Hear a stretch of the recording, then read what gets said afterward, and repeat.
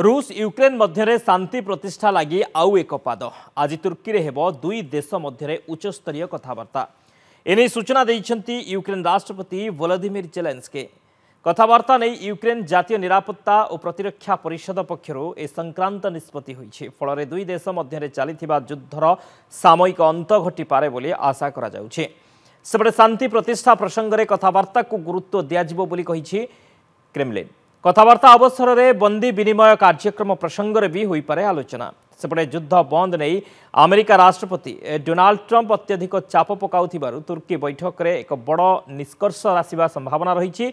Ukraine ने martial आईन जारी रहिथिबारु वोलोदिमिर जेलेंस्की जड़े वैध शासक नुहंती बोली कही आसुचंती रूस राष्ट्रपति वोलोदिमिर रूस राष्ट्रपति व्लादिमिर पुतिन।